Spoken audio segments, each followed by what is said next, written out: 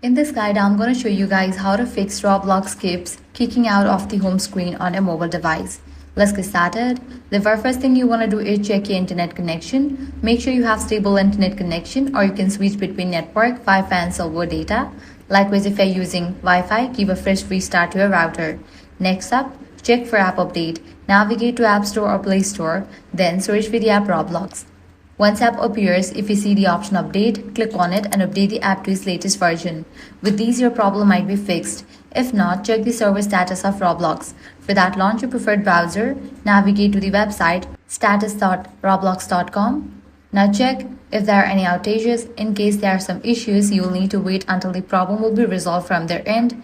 If not, you can follow other steps. Lastly, you can completely delete Roblox from your device and reinstall it.